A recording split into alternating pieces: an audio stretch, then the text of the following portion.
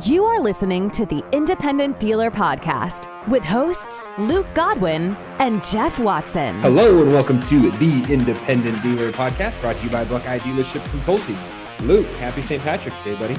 Hey, I forgot to put on my hat. Should I put on my hat? Yeah, you probably should. I mean, technically, yeah, you go get it, and I'll give the intro here. Technically, obviously, we record this, a couple days before the episode comes out, but this is coming out on St. Patrick's Day. So if you're watching it on the YouTube channel, Luke is fired up. He's got his bowler hat on. What is that thing called? Golfing hat, man. A golfing hat. Yeah. A golfing hat. I look good. Huh? You like that, don't you? Looks a little better. Looks horrible. I got a bow tie too. You want to put a bow tie on? All right. So anyways, guys, thank you for listening. Obviously, we'd like to thank everyone who's left us reviews in the last couple of weeks. We're trying to get to the consulting calls that we offered back then to chat with everyone. It's a little bit hard coordinating 3 car dealers' schedules. Yeah. Right, so patience with us, but stay persistent. And keep leaving the reviews. Keep sharing this with your friends. We really appreciate it. And we're looking forward to seeing everyone come convention season starting to kick up. So yeah. Obviously, we'll talk about some great ones that are coming up and some of the sponsors of the podcast to make sure we see you guys in Vegas in April. But Luke, a couple of questions and conversations that the dealers are having in the Facebook forum and kind of personally to us via text message and email that we get to the podcast. We just kind of want to address some of the hot topics that are going on right now. A few things that, it's kind of continually debated. You have your opinion, I have my opinion, and then everyone can kind of fall where they may when they kind of hear both sides of the argument. Yeah. The first thing is squeeze page, Jeff. I'm having a hard time saying that. Squeeze page. Because I think they're such garbage, I can hardly get out of my mouth. Yeah. So there's 2 different philosophies. If you don't know, a squeeze page is basically when you go to a dealer's website and you want to look at their inventory, you get the pop-up blocker that says, hey, sorry, you got to put in your name, your phone number, your email before we'll allow you to look at our inventory. Kind of. Yeah, I get it. I have one on my page. Luke does not have one on his page. Yes, I understand that if I was a consumer and I saw that, I would be a little bit peeved, right? I would bounce so fast, man. I can only imagine how high your bounce rate is, Jeff. Yeah, maybe I'll try to pull that up while we have this conversation. But here's the thing. So the very first caveat is it does not work for all dealerships. I will 100% concede the fact that if you are a prime or even subprime, this may not be your thing. If you're just basically competing on a commodity, you've got the same 2019 Honda Accord that 50 other dealerships in your town have, then yes, you definitely need to A, post your price, and B, don't have a choke page, have your inventory page open because you are competing on price. Yeah, and there's no chance it would ever work for a prime page, for a prime dealer. And if somebody could prove me wrong by showing me that, I'm fine. But I think it's different. 5 years ago, 10 years ago, this may have been the ideal scenario for subprime dealers because you're selling. You're selling financing. That's what we're doing too. But I think it's evolved because there's so much information out there already about how you can get best financing, what kind of car you can afford. The cars have become so different in the buy here, pay here world and the subprime world for that matter. It is about the car a lot of times, not necessarily about just getting financed. I know we talk about selling a program, but I think the car has to appeal to the buyer before any of the rest happen. Now, I might be totally wrong, Jeff. Argue that that's not the case. Yeah. So, I can't. The only thing I would argue is that I'm getting way more at-bats than I'm getting without it. Right. So you're saying you had more information about the people on your website. Is that it? Yes. I just like I want my customers to go out and approach every customer that drives on the lot and try to get a name and phone number, even if they're quote just shopping, so that we can then follow up, remarket to them, maybe hit them at the right time. I treat my web pages the same way. It's my showroom, it's my digital showroom. So yes, mine says, hey guys, we're trying to keep other dealers from stealing our pictures and prices and whatever. Please just make sure you're not a robot, enter your name and info. Right. And well, couldn't they falsify that stuff? Of course. And I encourage them to, if someone gets mad at me, and says, well, I'm not going to give you my name and number, I'll be like, hey, pro tip, test@test.com, Fred Flintstone, like, big deal. If you really want to see my inventory, you can get around this stuff. But there's a lot of people that are on the bubble or that are like, hey, sure, like, here's my name, here's my info. We contact you, we send you a text message. And my choke page goes directly into my texting platform. So the second they hit my choke page and they enter their info, I get my texting platform pops up and I instantly can text them back and say, hey, you're on our page. Do you have any questions? Let me know. I'm here to chat. So we're getting an instant communication with them the second they're there on the website shopping. And yes, looking at my Google Analytics, if someone comes in to my website from a listed auto, it looks like, my traffic that's coming in off of Facebook, a listed auto, and they hit my choke page, it's a pretty substantial drop off, 80%. So yeah, if you hit my page trying to look at a car and the choke page pops up, 80% are bouncing out. If you come in through a Google search and or through my front door, which is my main.com, and then you jump over to inventory, I've got a 30% drop off. So if you're coming there with intentions to shop my store and you're coming here because my dealership, I'm getting a 70% pass-through rate. Yeah.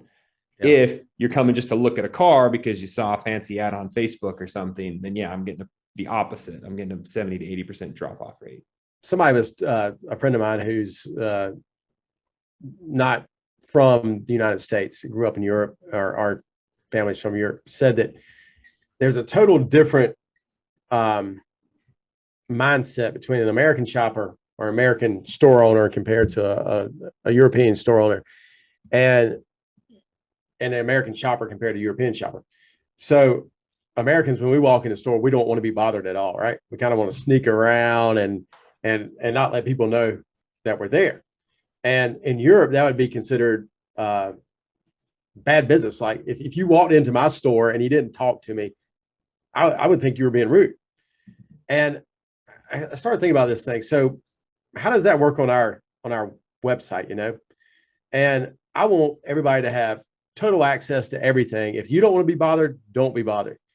And so I think, and I don't know because I don't have my numbers available for this, but I would say that when you get to my website, you stay on my website a lot longer than those with choke pages. You go to a bunch of different cars, you're checking them out.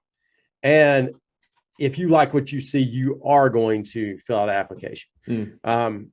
And we see a lot of applications. Yeah. So I don't think there's one right or wrong answer to this, but I think it's old. I think that thought process of choke pages is old and maybe outdated. But do you think the same about do you think the same about on lot traffic? Do you encourage your salesman to go out, greet the customer, talk to him, or do you wait for that customer to come in the front door? So there's two different trains of thought there. I would like a customer service representative to speak to every customer who walks on the lot.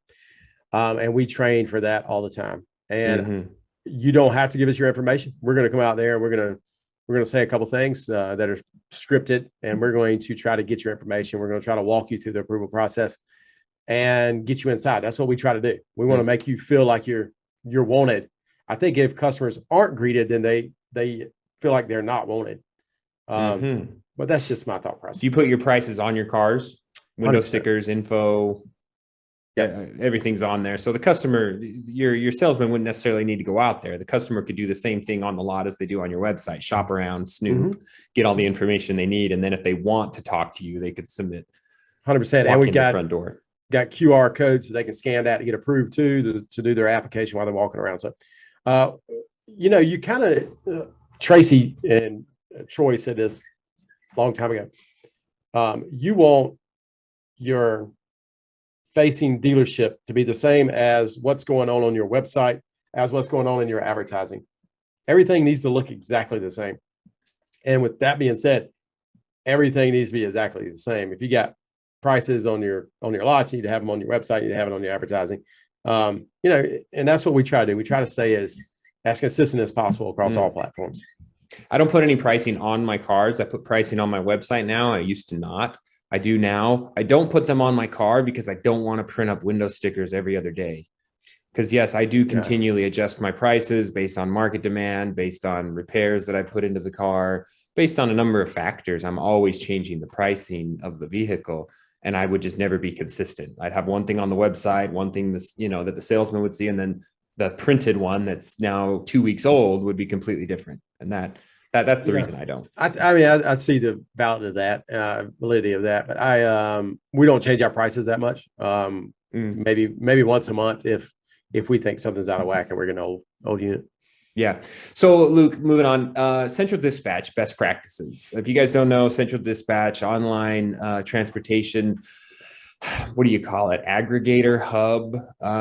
Dispatcher. I mean, I think it's really, there's probably a lot of newer dealers out there that haven't been shipping cars as long as I have, but I've been shipping cars for probably close to 20 years. And back in the day, before Central Dispatch was an online platform, it was a fax platform. I know that sounds crazy, but what you would do is essentially you would send a fax out to the dispatchers. Well, you would have a dispatcher, and we had one in South Carolina. A lot of the bigger that are now bigger logistic companies had them as well. And they would just all day long send out faxes of where cars needed to go.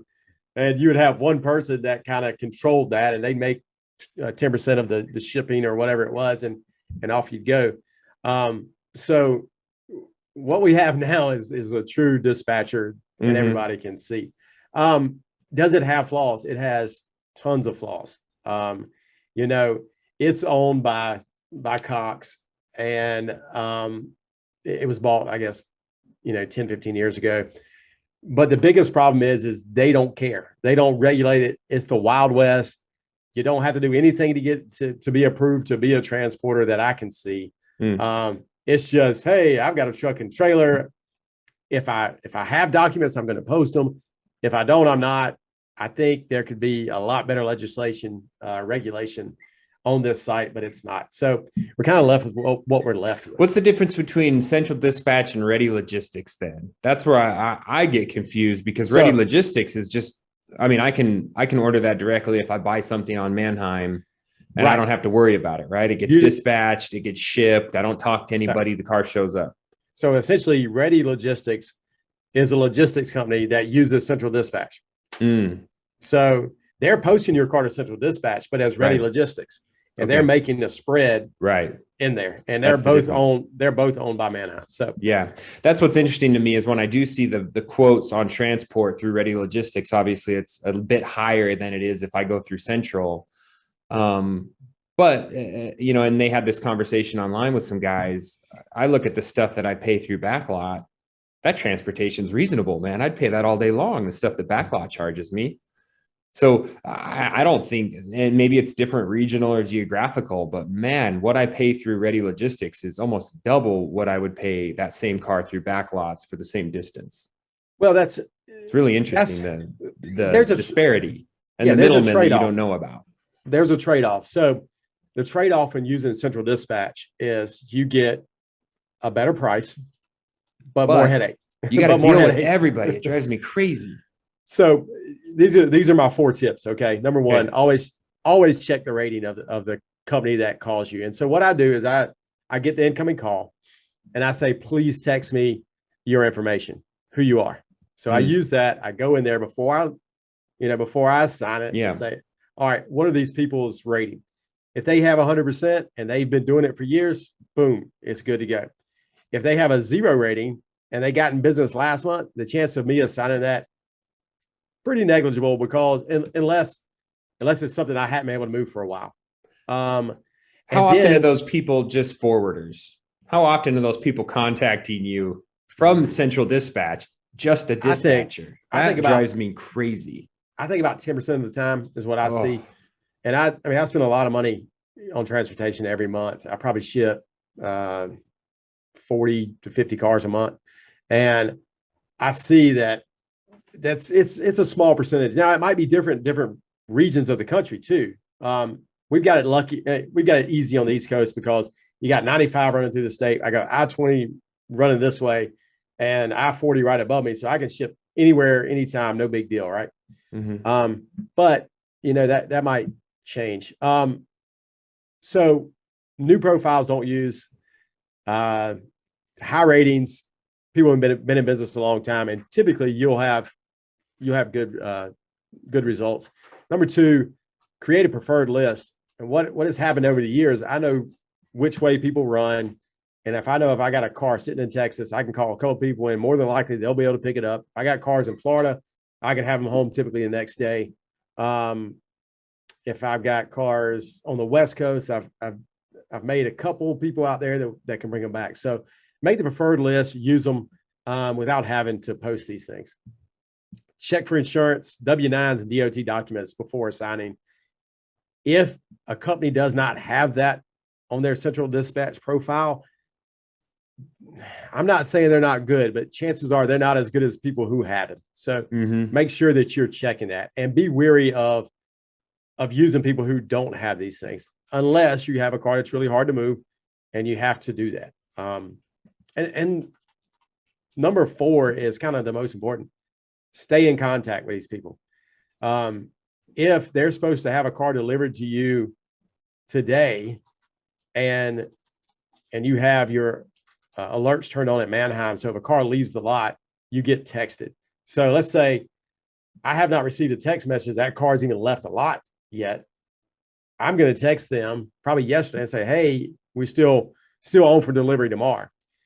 And you've got to really pay attention to that. If they will not respond, give them a day. If they don't respond on that, say, hey, if you don't respond very soon, I'm going to contact the authorities because I'm either you haven't picked up my car, you have picked up my car and have it.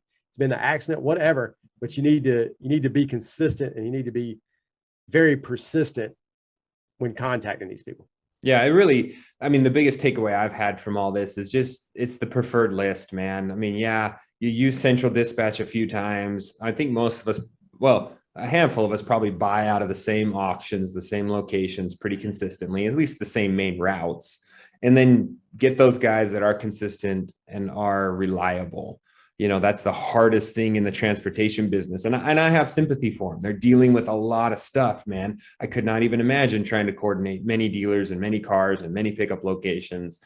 But I mean, yeah, it's like no matter how many times you use a transporter, they can be great and just completely solid for you for 2 or 3 years. And then all of a sudden they just completely fall off the radar for some reason, personal, mechanical, whatever it is. And you're left kind of scrambling, trying to find someone else to run that route. And trucks break down, guys. You got to remember that. And I said this a while back, give some of these guys a little bit of grace. If they said they're going to be here today and for some reason they get here tomorrow, who cares? Did they deliver the car to you in good working order? That's all that really matters. If they're a day late, they're 2 days late. Okay. How many times have we been 2 days late to our customer? So and of course, remember that. And at the same time, Luke, it's also the loyalty, right? It's like, are you always trying to squeeze your transporters for every dime? Yeah. Or are you okay paying them what the rate is and also knowing that it's going to go up? Their biggest expense is gas. Their biggest expense is repairs and maintenance. That has gone up. So yes, your transportation costs do go up. And if you're trying to nickel and dime your transporters every single day, guess what? They're probably not going to tell you that they scuffed the rim on that car when they loaded it, or that a chain dangled and scratched your pane. They're going to nickel and dime you too. So I think it's finding the right people and keeping that relationship is super important. Agreed. Luke, we are looking forward to April. Of course, you guys know Buy Here, Pay Here United. The Summit is a sponsor of the podcast, and it's going to be a great opportunity for Buy Here, Pay Here dealers to get together and learn. Yeah, we were just talking about building relationships with transporters. Well, building relationships with other dealers around the country is equally as important, because let's say you do have a car sitting at somewhere where you got to get it moved.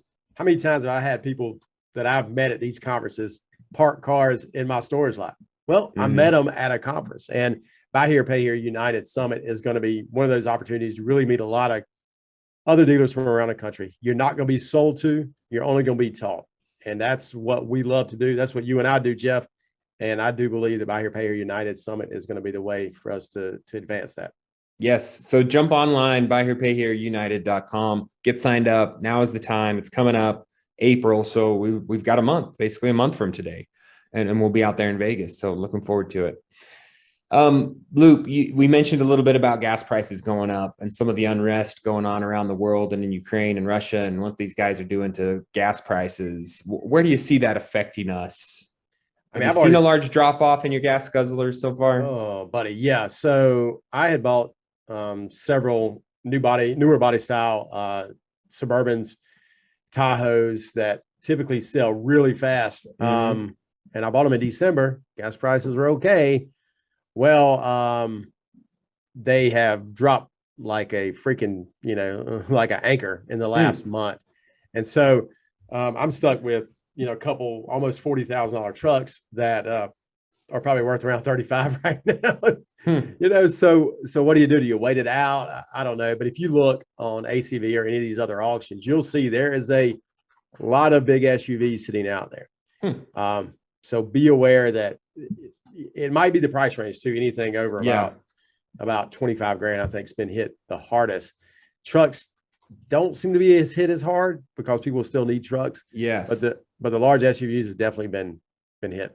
Yeah. So I've got a couple philosophies. Mine is I am telling I'm looking to buy them, especially private party, because I feel like right now the public sentiment is, oh, no one's buying gas guzzlers and I've got to get rid of my this, that, or the other. Great, Mr. Customer, I'll buy it from you, but here's where I need to be because of all these reasons. Fully knowing that in my price point, I can sit on that car and in 6 months, 12 months, it's still going to be worth the same, if not more, and I'm talking about your sub 20,000 stuff. And I do agree with Luke. I have seen that the stuff in the $50,000, $60,000, $40,000 range is taking a little bit of a hit, from the ones I've seen. So yeah, I would say don't panic. That would be my only word to anybody. These things come back around. Gas prices, it's an election year, it's a midterm election. I don't think, we're going to see these things stay up for very long, and it's the same conversation I have with my customers when they come in, especially our buy here, pay here customers, that all of a sudden they want to come turn in their SUV for some sedan. And I said, Mr. Customer, let's sit down and do the math on this. Yeah. You're talking about getting, 5 miles per gallon better gas mileage if you trade out of that SUV into this truck, going from 15 to 20 or 20 to 25 miles per gallon.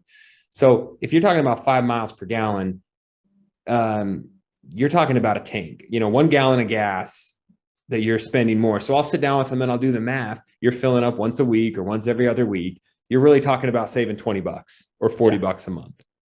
Is it really worth being negative equity or being flipped or having to come up with this higher down payment or monthly payment? So really, I think a lot of it is just putting in perspective. Now, if you're driving all day, every day, you're an Uber driver, you're a transport, and all of a sudden your gas costs went up substantially, maybe that was your whole gross profit and you're in a bad situation. But for your average daily driver, I don't see it. No, it's not worth it. And what I'm hopeful that this Ukraine situation won't bug us for too much longer. I think that what's going to happen, chip production is being hit again, which is unfortunate because of the Russian-Ukraine situation. So as soon as gas prices do come down a little bit, I think the big SUVs are going to still have a good demand. And so prices will probably come back. So if you can't buy a couple right now that are cheap, buy them, because you'll probably be able to sell them hopefully within a month or so. I've talked this past weekend, talked to several new car dealers, and they don't have any good news to talk about when it comes to production levels. Getting cars. Yeah. And I always just think zig when everyone zags, like you just, whatever the sentiment is and whatever everyone's doing, just do the opposite. And you feel like you're going to be right most of the time. Warren Buffett said, be fearful when others are greedy, and be greedy when others are fearful. Right, exactly. So just always take that to heart. And with some cars, you need to be greedy when everyone else is greedy. I'm glad I picked up a couple of Teslas 3 weeks ago, timed those perfectly, and I'm going to hold on to those and wait till the supply dries up and then get top dollar. But you never can be right on. So you always just kind of have to be moving. You can't time the market. We all wish we could. We just can't. Yeah. Luke, we had some questions about credit card payments. Do you allow customers to buy a car straight out on a credit card? 20, 30,000, Absolutely 15? not. Okay. No credit card payments on large dollars. What's the max you'll do for a down payment on a credit card? 4,000.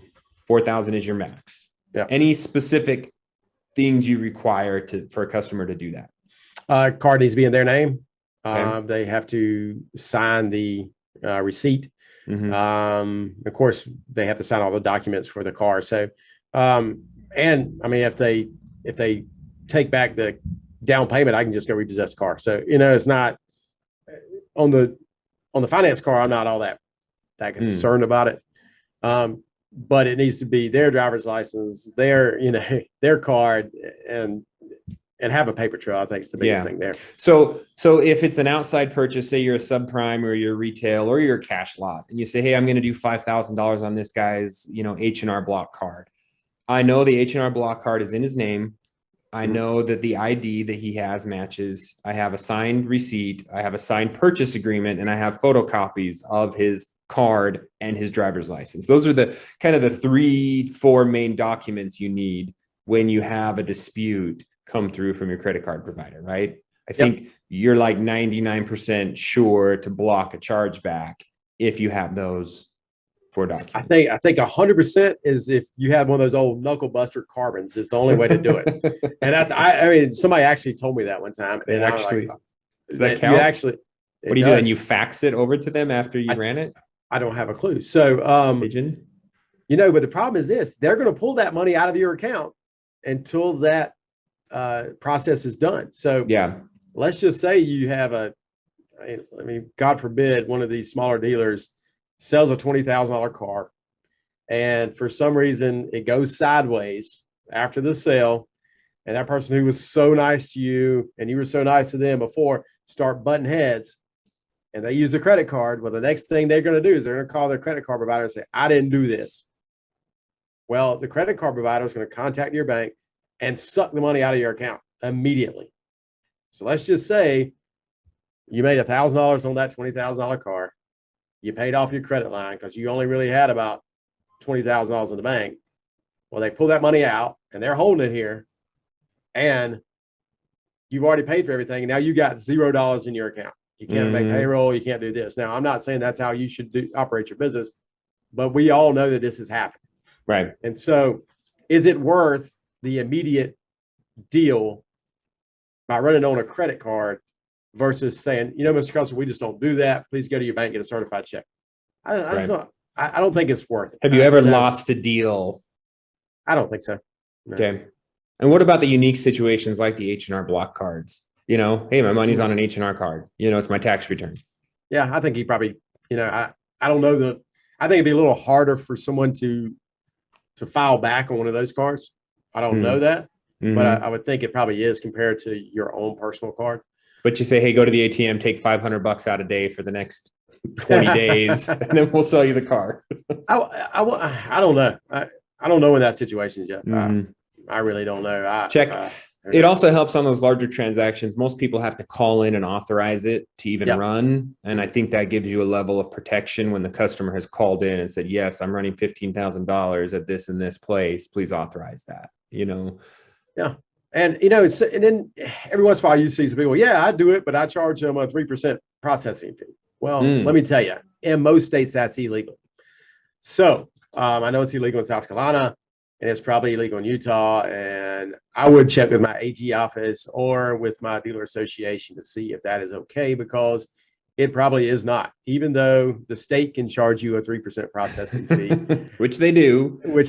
And your gas station can charge you, it's, I guess, cash or credit. Yeah, about 10%. It is illegal for car dealers to do in most circumstances. So I'd follow up on that and check and see, because if you're not doing it properly and you're charging 3%, they can go back on you on that too. And the big difference that people get away with a processing fee is third-party processors. That's the only true way to do it. Pay near me and repay and all these big guys, they get away with it because they are a third-party processor. They are charging the fee, not the merchant. And more than likely, that's what's going on the state level when they're charging you to pay your taxes online. Yep. And probably they're using some processor with gas stations and everything. That's probably exactly what's going on. So they'll find a way around it. It's for you to do it on your terminal is more than likely illegal. Luke, just a couple more things before we wrap up today. Buckeye Dealership Consulting, a great sponsor and supporter of the podcast. Everyone has their reinsurance company set up. I hope by now, if you're listening to this and you're doing more than 20 cars, retail or buy here, pay here, whatever the case may be, there are reinsurance products that you can be doing to keep more of that money in your own pocket. Yeah, I mean, it's a no-brainer. We've talked about it for 2 years, I think, Jeff. You've got to have your reinsurance company set up. You need to hold that money yourself. You don't need to give it to third-party companies. And you need to offer the protection to the customer of a warranty or a service contract. If you're not doing that, you are shortchanging your customer, and it could come back to bite you. I mean, just think about this, the deal we just talked about on the credit card. If that customer that paid 20 grand has a warranty and all you have to do is say, no problem, Mr. and Mrs. Customer, let's file this with the warranty company and get it straight for you. That could have solved that whole problem, right? Yeah. You might completely save a chargeback or at least a bad, angry customer that's not going to come back to you or send their friends and family. It's definitely great. And if you're a buy here, pay here dealer that's giving an in-house guarantee anyways, which I did for 15 years before I started my reinsurance company. 90% of them are, yes. Yeah. And my thought was, well, I'm self-insuring. Why would I want to put that money aside and into a separate account when I can just keep it in my own account and I kind of self-insure? There's a level of tax benefits that come, but also almost like an arm's length transaction if you treat this right, in that, hey, let's have the warranty. Oh, the warranty company is covering X, Y, and Z for you. Or, hey, I went to bat with the warranty company to get this covered for you. Or, hey, you have to, they're only paying X amount and you have to pay the rest. So it just creates a level of formalness between you and your customer that you can use for your advantage. 100%. And call Buckeye and get them to get it set up and get it done the right way. Luke, so who do you have in your dealership, in your service shop that handles your parts ordering? Do you have a specific dedicated parts only person? Are you at that size? And yeah.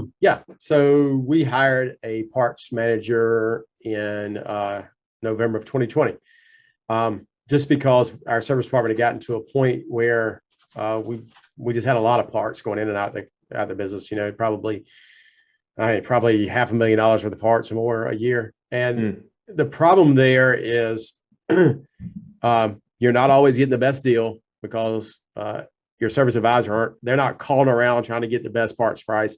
And also you start to get a core backup and you also get a lot of parts not being returned.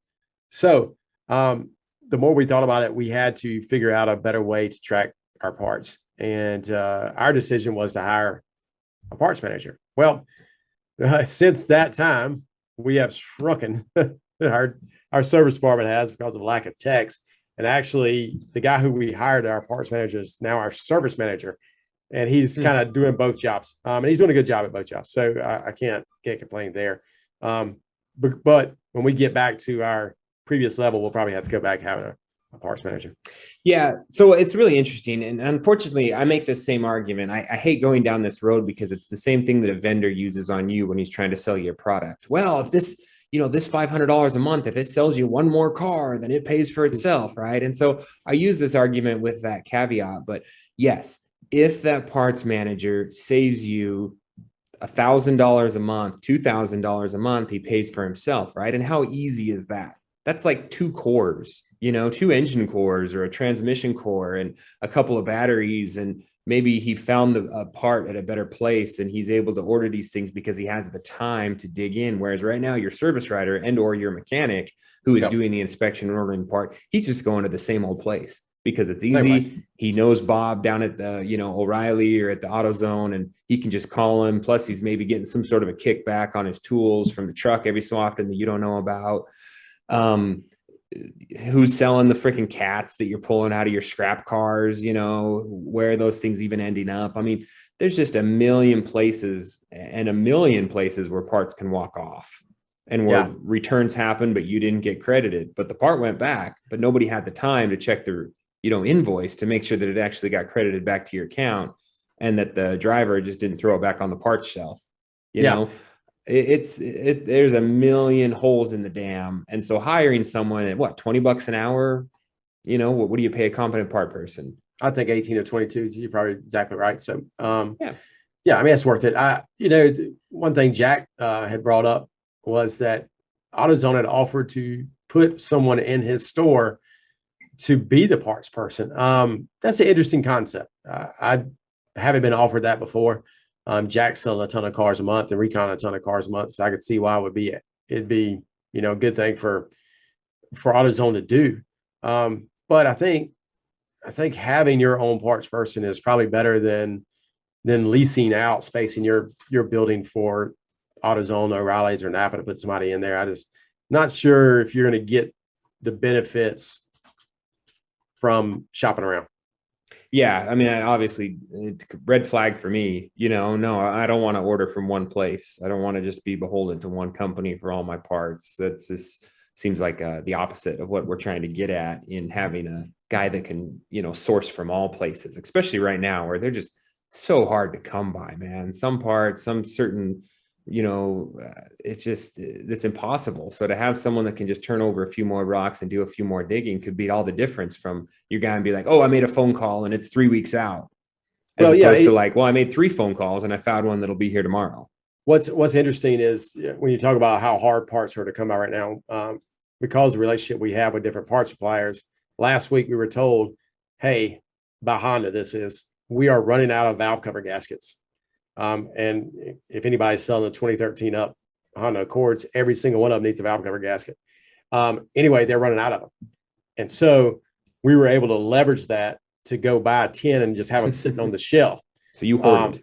We hoarded. And then we also got news from our local Ram store last week. They run out of cams for the 3.6 engine. So what did we do? We went and sourced a bunch of different cams for those things because we use them so much. And we know that if we don't have them, we're going to be in some serious trouble. Mm-hmm. But you end up being in the parts store now. Well, he's been able to leverage what he finds out from different stores for us to stock what we need to stock currently. Yeah. Luke, one last topic let's cover. GPS. Yeah. Obviously, if you're buy here, pay here, you're probably using a GPS or should be if you want to sleep at night. What are you doing? Wired, wireless? So we've always done wired with starter interrupt, but we've started now deciding on these really higher end SUVs and trucks that we're doing. We're putting a second one in there and a wireless. Mm-hmm. For one, I want to try this wireless technology. I know you're using only wireless right now. But it gives me that extra peace of mind when I am financing a $40,000 truck to know that I've got a backup in case for some reason my tech didn't wire in the original GPS right. I've got a way, or the customer removed it. I still have a way to try to get my collateral back in the case that I need it. Yeah, it definitely makes a lot of sense where the units have come down. I mean, give or take, you're $100 for all the providers. Yeah. They all have a wired version. Most all of them have a wireless version now. That peace of mind of like, hey, this is a $30,000 or $40,000 buy here, pay here, which blows my mind. You would do that. I'd put like 10 in there. It'd be like one on every tire, one on every seat. But yeah, $100 on a $30,000 car is not a big deal at all, right? Even if you're doing that times 30 or 40 a month, it's still peace of mind over having one lost car or one skip trace that costs you a little more tracking as opposed to just a quick ping. It's about time. It's about how quickly can you repossess that car if that has to happen. Yeah. Yesterday, my collector and I sat down and we made 2 repossession decisions. And I mean, it wasn't even an hour later and both of them come rolling in on the back of the tow truck, That's great. That's amazing. It's the only way to go. But yes, I use wireless. My failure rate on wireless is not bad at all. And And I say that with, you know, a couple little caveats because we were kind of early in the wireless game and some of the technology wasn't great. And I think those providers have kind of fixed those issues since then. But my tamper rate with wired was just as much because people knew and they knew where to go look and they'd see a wire that was not supposed to be there, you know? So unless you're actually welding that GPS to the engine block, people are going to get in there to do a stereo, or they're going to have a friend that does it on purpose and goes in there and pulls the fuse or cuts the wire. With a wireless, if you're installing it accurately, I mean, there's literally no way. You're never going to find it unless you tear the whole car apart. And there's something to be said for, you know, retail lots out there to just stick a wireless in every single one of your cars. If for some reason you got somebody on a test drive that doesn't decide to come back, you can trace it pretty quickly. If for God forbid you get broken into and somebody steals a bunch of keys, you can find your cars and recover them quickly. Or if you're having a hard time tracking where all your cars are at subcontractors that are all over town, where is that car? Oh yeah, here it is.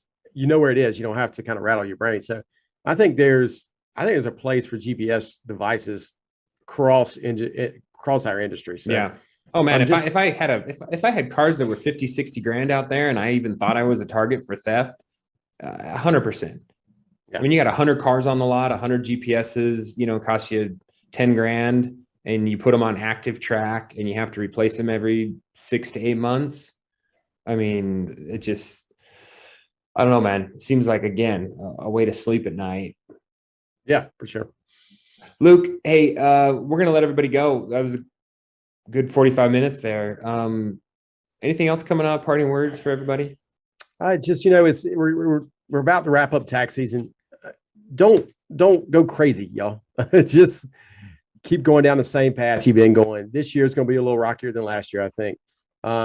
Keep your head up. Keep doing business the way you're supposed to be doing business, and I think we'll all get through this in time. Dealers helping dealers. Please leave us a review and subscribe. The Independent Dealer Podcast.